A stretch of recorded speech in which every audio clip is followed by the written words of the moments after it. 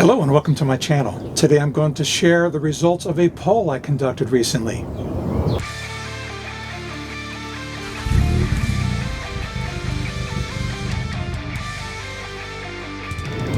Welcome back and thanks for visiting. I shared a video a few weeks ago to ask your opinion about rebranding or renaming my channel. Click here to see that video if you're interested. In short, I had wondered if StealthGTI was too specific for my niche, especially if I opt to drive a different car someday. I tend to feel that my content can apply to most small car owners, although my electronics, ham radio, and cargo hauling endeavors are a bit eccentric for most of you. Nearly 60% of you said that the name does not matter and that you're here for my content, and I appreciate that. It's good to know that I'm creating content that appeals to most of my viewers. Around 30% of you like the name because you're here for Volkswagen or GTI content only.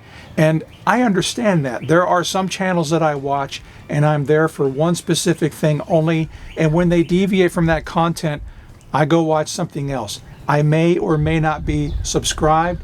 And so I understand why people don't subscribe to my channel. In fact, I want to say that over 90% of my viewers are not subscribers because they're here for that one thing and then they leave. And that's okay. Still, I have to wonder, does my ham radio, electronics, or trailer content, does that appeal to you Volkswagen guys? I suspect that some of you come here to watch something and then you see this trailer stuff and you're like, what is that? So comment below if you have an opinion on that. Only 14% of you felt that a new name may help my channel. And I don't want to sound like I'm dismissing you, but I'll explain in a moment why I'm not going to rename my channel. I also tossed a get a truck option as a distractor to keep my other results pure. I wasn't sure how many people would come in and just click on something because just to click.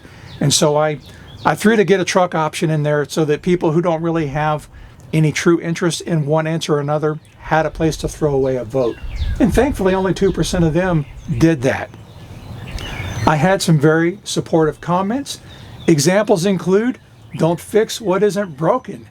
There are also several suggestions for a new name that kept stealth as part of the name, or perhaps my actual name.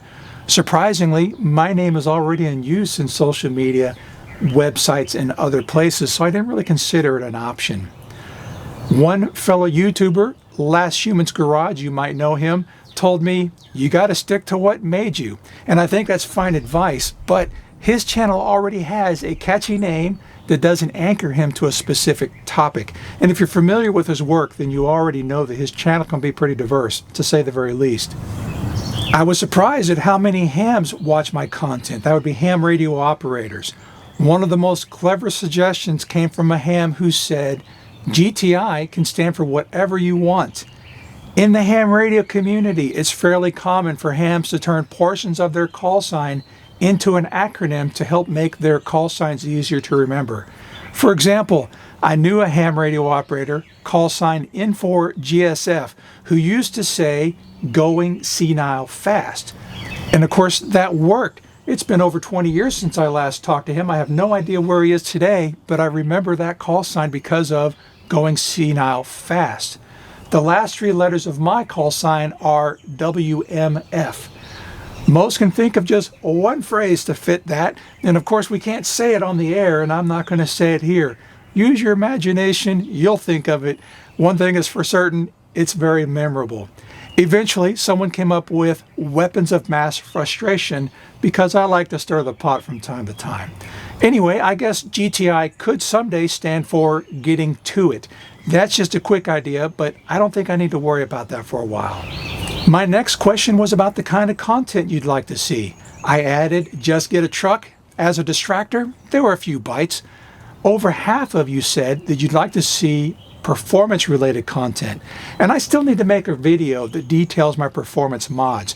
I have them and I enjoy them, so I guess I ought to share, even though I think that they're kind of generic. I don't want to say boring. They make the car exciting to drive for sure, but there's nothing overtly special about them because everybody has them.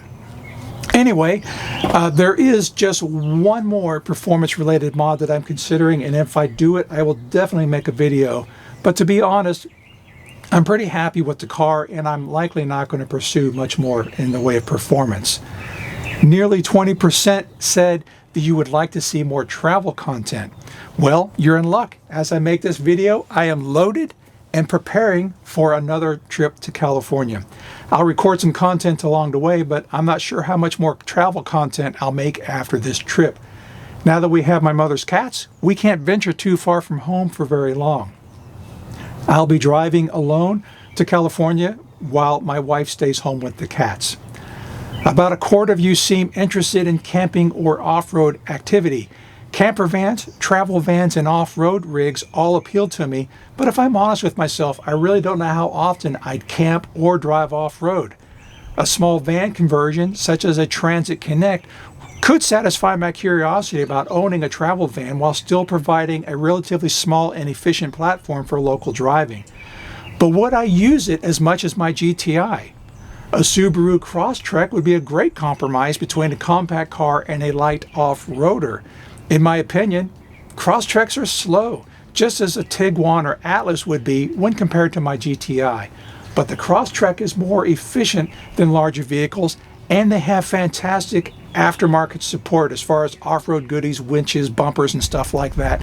So I could do all that cool off-road stuff just in a much smaller platform. Still, a Crosstrek would only accomplish one thing that my GTI cannot, and that's the off-roading part. Which would I use more, the off-road ability of a Crosstrek or the acceleration of my GTI? I don't plan to make any swift decisions, but if a tree was to fall on my GTI today, I'd have a tough choice between another GTI, a Crosstrek, or a Transit Connect. I really am split almost equally between them all. I hinted earlier, I am not going to change my channel's name. StealthGTI, it will remain. I appreciate your participation in my thought process, and I'm glad to have the interaction and your support. Next, I hope to feature some travel content as well as some product reviews on some of the things I'm using on the road. As always, I appreciate you being here. Please subscribe. Take care. See you next time.